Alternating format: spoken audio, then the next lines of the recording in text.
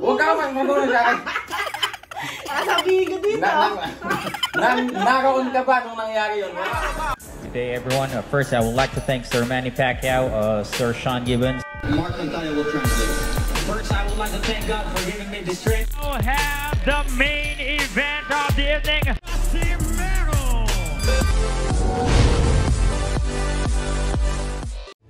Okay, so hello po mga idol. Nandito po tayo ngayon at obviously kakain po tayo at ito po with kasama po natin ang nagdrama at nagsambulat at naggagawa ng expose sa channel mga kaibigan na hindi ko alam. Palakpakan po natin si Roxanne Pangalagan mga kaibigan. Mga idol! Ayan. So, okay. Sige na, kain na tayo. Load na lang tayo. Wait lang! Hindi. Kasi guys, mga idol, naisip ko, isang daming tanong kay Silver Boys, diba? So, might as well. Ang isip ako na, itanong natin sa kanya. Lahat ng gusto natin itanong. Kaya nag-post ko kayo na sa iJet, sa YouTube. So, syempre, pakatama pagtanong-tanong lang. So, while eating, yan, mukbang tayo guys. So, meron kami ditong chicken, yan, fried chicken. Meron din kaming pasta, bangus lumpia, then of course yung brown rice natin. Yung nagtatanong sila, bakit may mga... okay lang yan. Diyan na lang yan. Design ako. Padami din yan. Nagtatanong sila, bakit may mga toyo dito? O may mga oil? Kasi, I prepared 15 questions for you. Then, pwede mong hindi sagutin yung tanong. Pero, kapag hindi mo sinagutin tanong... Sasagutin lahat tayo tawag dito sagutin natin yan. Sabi mo na yan, masasayang lang yan.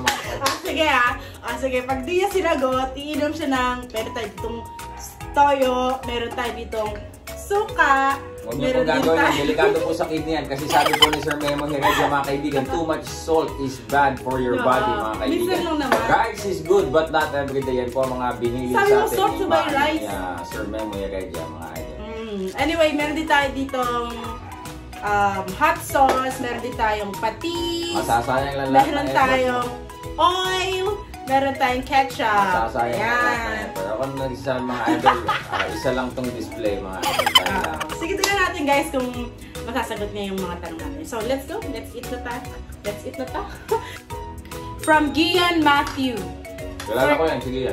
Gian Matthew, sa Instagram po ito. Sabi niya, first impression mo kay Sir Sean? Problem. Una kami nagkita ni Sir. Ano yun? Una kami nagkita ni Sir Sean Gibbons, 2016. Yun na yung laban ni Jerwin ng Kahas versus Maglo Arroyo dito sa Taguig. At ako po yung naging announcer doon. Way in yun si Sir Sean. So, first impression, sabi ko, napaka-passionate, very energetic ito kasi you will see him na talagang very busy mga kaibigan yung baby namin nagwawala.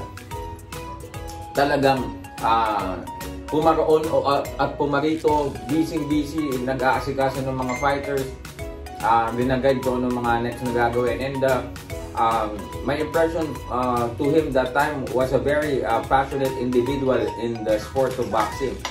Yun lamang, hindi ko pa alam kung sino siya eh. Basta alam ko, familiar na siya sa akin, nakikita ko siya pag may mga laban ng, sa international scene. So it's a pleasure for me that time to be the ring announcer on that event, ang Kahas versus Arroyo plus nandun si Sir Chan. Andun ako nun, di ba? Noon na niyong kita. Nagpa-picture pa kami kay Woody. Very youthful, Sir Chan. Yes. Next, from IG ulit to, no? From Alexa Carpio Hades. Sino po sa tingin niyo ang susunod na makakalaban ni Cuadro Alas? To be honest mga idol, ang huli naming usapan before I left the US, nasa bahay kami ni Sir Manny. We are in the same table, si Sir Manny nag-chess, Sir Sean is behind them, Sir Jerry Peñalosa nakatabi ni Sir Manny, ako and si Sir Brendan. And then they're talking about the possibility of revisiting the Nonito Donaire fight, and then yun din ang na-discuss sa akin ni Sir Sean nung nasa kotse kami na Donaire nga daw. And nagtanong din si Sir Memo sa GC namin, he's asking or he's asking for clarification kasi he will be handling the conditioning. So, kailangan nang mag-create na siya ng programa. So, ang sagot nila, Sir Brendan, ay si Nonito Dudayra. Yun lang lamang po, as per them, as per the Gibbons. Hindi po yun sa aking sariling kagustuhan, hindi po. So yun lang po, dinideliver ko lang po sa inyo kung ano po naman po yung sinasabi ng mga tawag dito, mga boss natin. So yun lang, as an insider na lalaman kung ano yung mga plano, yun lamang po ating dinideliver sa inyo. Pero pwede pa magbago yun, no? Maaari pa, maaari. Everything is possible, everything is flexible, everything can happen in the world of boxing. Nice. Kaya kasi na, 2 weeks na lang, napalitan pa eh. Tama. Game. Number 3 question. From John TV, galing po sa YouTube. Paano ka po magsimula mag-announcer sa ring? At parinig din po ng kay Jandel kasi meron na announce. Paano nagsimula o paano magsimula? Paano niya paano ka po nagsimula? Nagsimula, magkaiba kasi. Pag magsimula, kung paano ko lang gagawin. Nagsimula po yun mga idol. Ang nakadiscover po niya sa akin, si Coach Joby Jimenez. 4 kaming boxer niya. Kuya ko, ako, si David at si Samuel. Ngayon po, nung year 2009 yun, meron pong kaming boxing event, amateur boxing event dito sa Taguig, yung Fight Night in Taguig. Ngayon tumawag sa akin yung organizer ng event namin sa Mark. Nakita ko sa profile mo na ikaw ay broadcasting graduate. Sabi mo, can you do ring announcing? Because hindi dadating yung host natin, yung announcer natin. So dadating pa naman sila mayor, ganyan-ganyan. Hindi sabi ko sa sarili ko, I've been doing this since I was a kid and I think it's about that. Yes, sabi ko, sir, yeah, you can try. So, hindi ko pa sinasabi kung, hindi naman niya ako, sige nga, try nga, hindi niya ako try out. So, to cut the story short, I was there, nakapanglaban ako, umakit ako sa ring, nagpatong lang ako ng quote. Okay, sige, simulan mo na. And then, yun na po. Ladies and gentlemen from Taguig City, the Philippines. Here, ganyan. So, pinalitan ko lang yung mga script na kabisado ko na from Michael Buffer. Idol ko kasi po si Michael Buffer. Papakita natin dito. Ayan, papakita natin mukha niya ng Michael Buffer. Since bata po pa lang po ako, late 90s pa lang, ginagaya ko na po siya. So actually, nung nag-broadcasting nga po ako, hindi ko alam, sinasabi lang ng mga prof ko, when did you learn voice modulation? Hindi ko alam na yung ginagawa ko pala na yun, hindi ko alam na modulation pala ang tawag doon. So yun, nung nag-broadcasting ako, mga siguro 3 lang kaming nakakagawa nun sa class. And then yun nung after I naka-graduate na ako noon, nagbo-boxing kami. So yun nag-ring announcer ako sa isang amateur boxing event. And then, sa hindi inaasahan, after that, it was all, big round of applause sa atin pong nagawa. Hindi ko din in-expect yun, no? So sabi nila, ang nila sa akin, feedback nila sa akin I got goosebumps when you're doing that. Hindi namin alam na ganyan pala. Di ba boxer ka? Bakit kaya mong gawin yan? Ayun, and then nilapitan po tayo ni Coach Joby Jimenez at sinabi niya, Mark, alam mo, huwag ka na mag-boxing. I was hurt. Sabi ko kasi mas mahal ko ang boxing kaysa yung nagagawa ko sa boses. Hindi, sabi ko, I love doing this, Coach. Sabi, hindi, Mark, nakikita ko sa'yo, mas magiging successful ka sa ring announcer, sabi ni Coach Joby. Sabi niya, Mark, alam mo yung ginawa mo, hindi ka nga lang pang amateur. Pang professional ka, mas mahihigitan mo pa yung mga nandito ngayon. Yun lang, siya yung parang visualize si Coach Joby Jimenez na sabi niya, malaki ang nakikita kong future mo na pag focus ka sa ring announcing. Talagang tinutukan niya ako mga idol, sinamahan niya ako sa Games and Amusements Board. Siya nagbayad ng lisensya ko. Nagkita kami sa Makati Square noon. Naghintay lang siya sa labas. Ayaw niya muna kasing na parang siya yung nag-endorse sa akin. And then kala pa ng Gab, magbaboxer ako. Anong timbang malalabanan mo? Kasi super payatot ko that time. Sabi ko, hindi po, ring announcer po. Tapos parang tinignan pa ako ng Gab nila, sir. Hindi ko ayan, tropa ko na sila lahat ngayon. Pero tinignan nila ako noon. Siyempre, mukha pa akong noon eh. Fresh grad, wala pa akong mga naipundar sa mga damit ko. Hindi pa maayos yung packaging ko sa sarili ko. At tapos, tinignan nila ako mula ulo hanggang pa. Ikaw? Parang gano'n. Ikaw? So parang kasi dati, no? Parang, dapat parang dad looking ka, tapos professional looking. Parang mga news anchor type. Oo, gano'n yung mga tipo nila. So, sige nga, parang, Sige nga, tingnan nga namin, panoorin nga natin. O, sige, dito tayo. Panoorin natin. Sige nga. So, ginagawa ko yung Michael Buffer style po, okay. Bigyan nyo ng script. Pinapabiasan ko. Kabisado ko na po, sir. Okay. O, sige nga. Okay. Sige, let's go. Ayun na, ladies and gentlemen, from the MGM Grand of Las Vegas, Nevada, 12 rounds of boxing presented to you by Oscar De La Hoya's Golden Boy Promotions and Top Rank Incorporated. And now, ladies and gentlemen, from the MGM Grand of Las Vegas and the thousands of attendants and the millions watching around the world.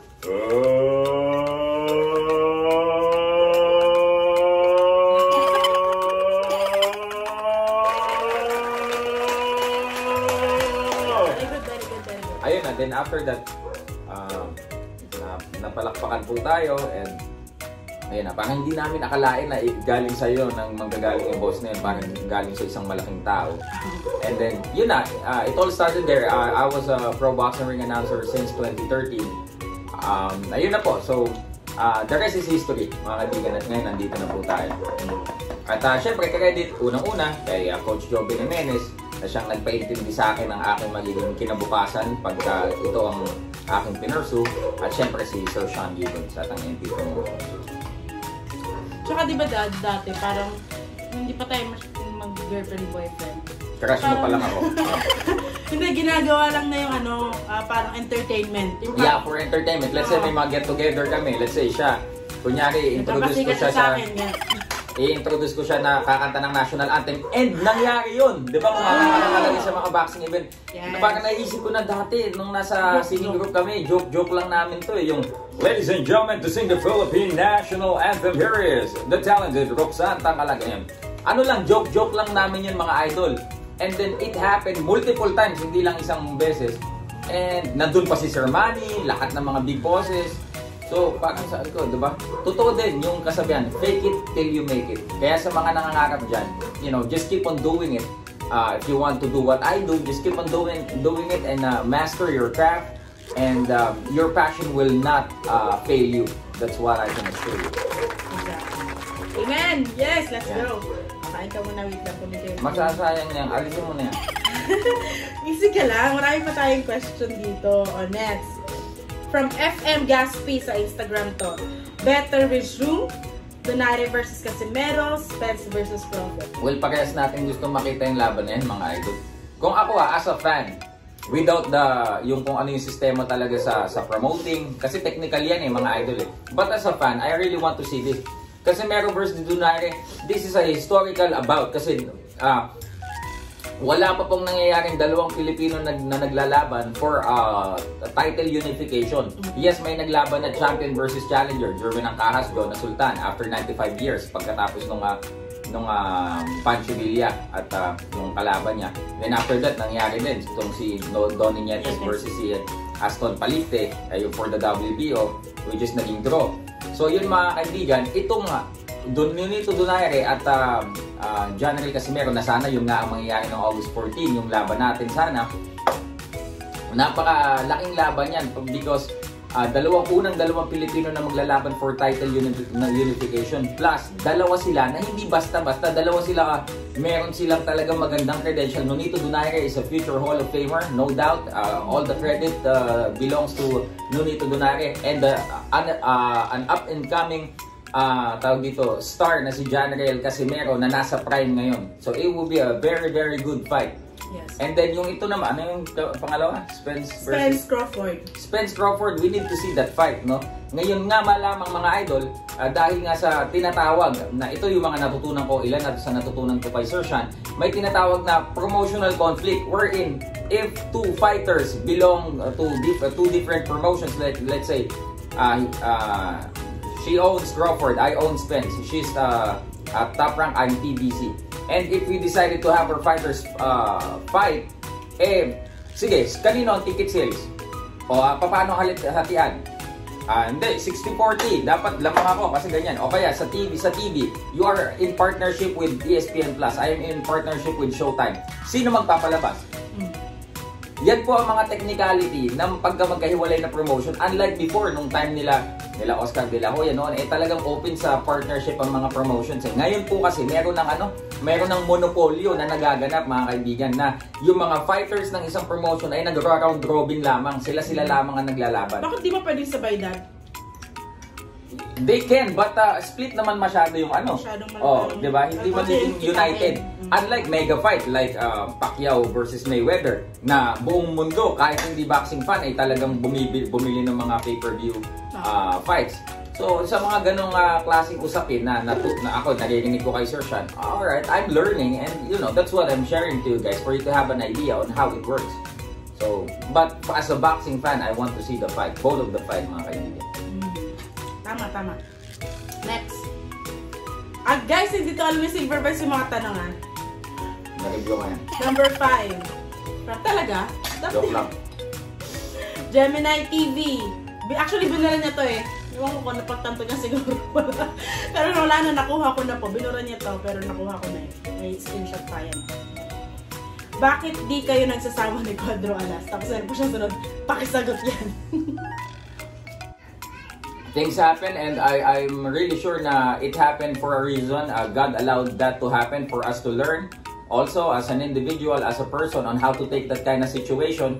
And para naman po sa akin, wala pong problema. I will still, for example, in the future, I will still work with them when it comes to papers or kung saan mang angulo tayo ilagay. I will still treat it professionally. So, nothing but respect pa rin for Tata. At sana maging successful siya sa kanyang lahat ng gagawin, and hoping na lagi siyang safe at mag-iingat siya, because for us may pinagsamahan din kaming napakatatag at matibay. So yun ang mas gusto kong maalala kay John Rey Casimero, mga idol. Next. Diba, Gemini TV? Next, from Boxing Brothers. Sino po ang susunod at posibleng makakalaban ni Magsayo? Possible is yung world champion ng IBF. Nakalimutan ko yung surname. Yeah, yung world champion ng IBF. Pangalawa, posible din na si Gary Castle Jr. No? But Sir Sean, alam ko na magagaling talaga. Of course, nandiyan din si Navarrete. Alam ko na magagaling talaga ngayon ang mga current champions ng 126 pounds. But what we need to do as a boxing fan is to trust Sir Sean Gibbons, that has been doing this for 33 long years. Kung sino man ang kanilang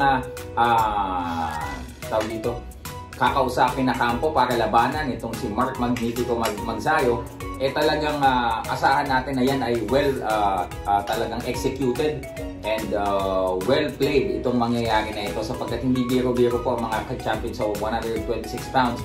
And I'm sure din na Mark Magsayo is he already reached the peak for him to fight for a world title shot.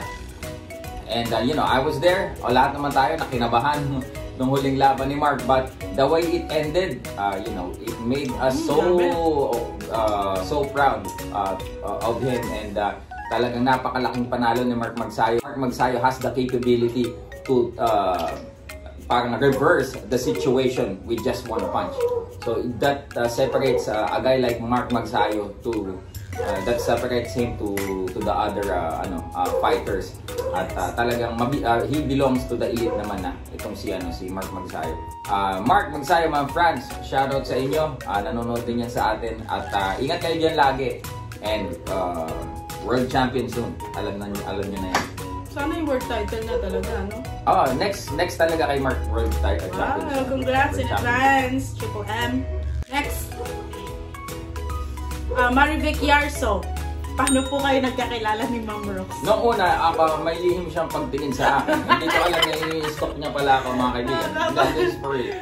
So, this is more real pa talaga. Alam ko siya, lagi niya pala akong sinusundan. I didn't know that. And he showed her motive. And ito pala mo nga, tuloy mo pa. Kaya kami, MU kami. Yan, ni Rox, ni Mrs. At kumbaga, saan tayo nagkakilala? Magkasama po kami sa singing group. Yung aming pong choral na group na matatawag. Ako po ay ahead sa kanya ng 3 taon. So, kuya ko yan dati. Ako po ay, siya, soloista namin siya sa grupo. Tapos, ako yung pinaka, parang good looking sa pagkatapos po, ayun, mga kaibigan, and then, may mga ano-ano din, mga issue din, and then, ano kasi to, tawag dito, parang magiliw sa lahat. Nagpakita ng motibo. Sabi ko, naku,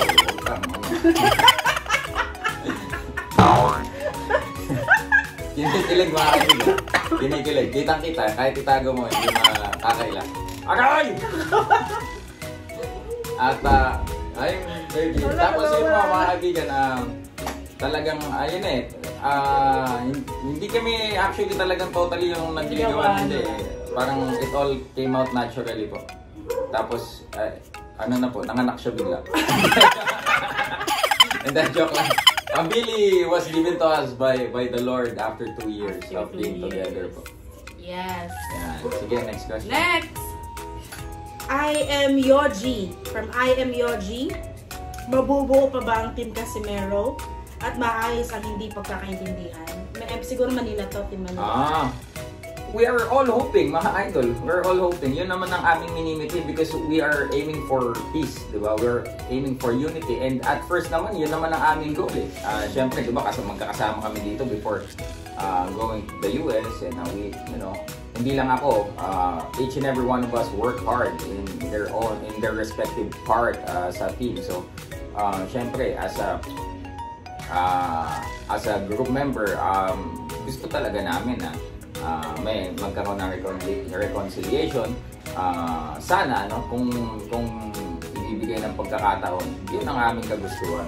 Talagang hindi kami sarado. Even yan sila, kahit naman si Utol, kahit si David, kahit medyo agresibo lang ang kanyang but mabait yun na talagang nakita niyo naman yung pagod din ni Dave, di ba? Alam niyo naman kung gaano kalakas si Tata.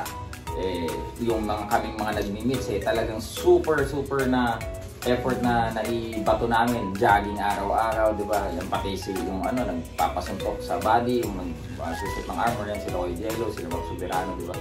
Even si Kuya Glenn Ford na may-ari ng gym. Super grabe ang effort ng lahat, pati yung mga runners namin, yan sila Rashid, sino ba yung isa? Si Rashid, si Haji, na grabe yan, kung kahit saan namin utusan, QC, napakalayo, nung training dati.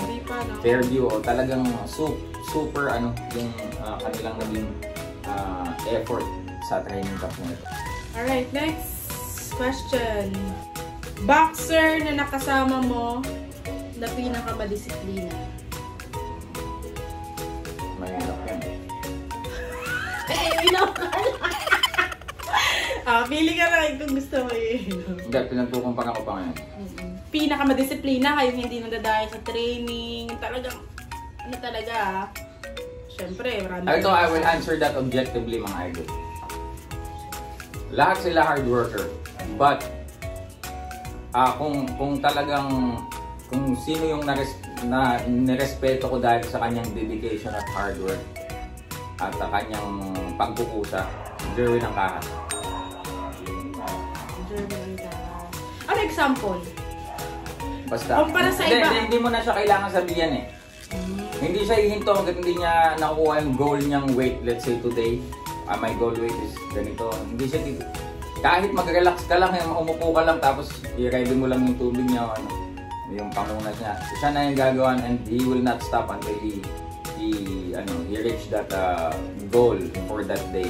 Pero lahat naman, even Quadrico Las, of course, hard worker din yan. Si Jonas Sultan pa, isa din yan sa napaka-hard worker.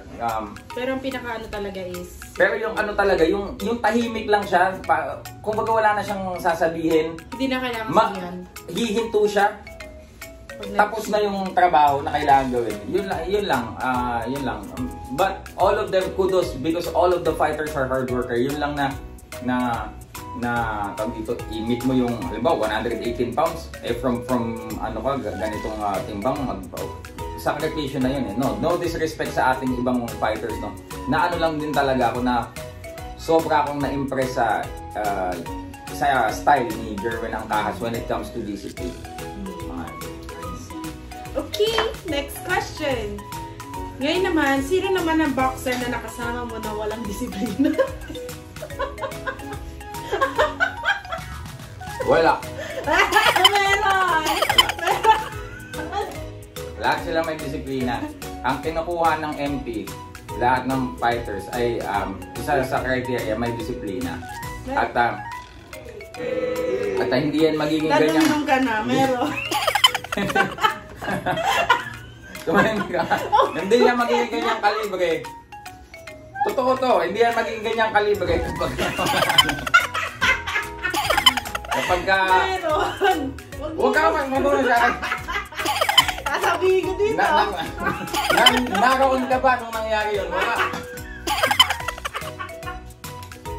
Meron. Sige na, uminom ka na. Konti lang to. Ano yan? Ba't yan? Kadiri Sige, naman. anong gusto mo? Ito na lang, hot sauce. Oo, baka. Hot sauce muna, hot sauce.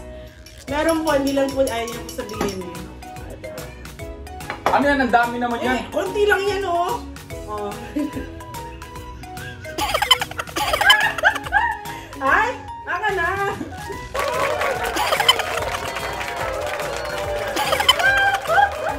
Akala ko pa dito. Ayan po, di mo niya sinabi. Okay, next question tayo. Pinag-forgisan ako dun, ha. Next. Sinong boxer na nakasama mo ang pinakagalante? Yun, pinakagalante. Casimero. Casimero. Opo, super galante talaga din siya. Next, sino namang boxer na kasama mo ang pinakakuripot? Wala naman. Lahat naman sila, kung ano yung kaya nilang ibigay. In fairness.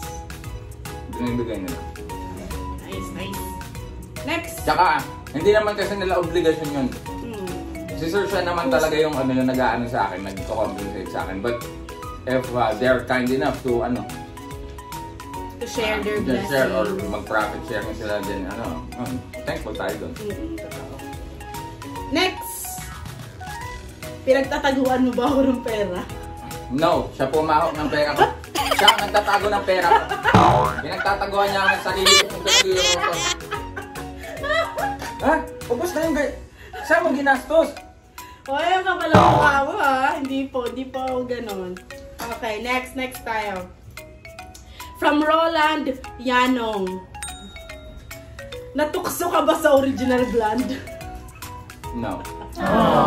You can ask Mark Robin, you can ask Sir Brendan, you can even ask Casimero. And you can ask her. In fairness, malaki pa tiwala ko kay Silver Voice kasi... You can ask my brother.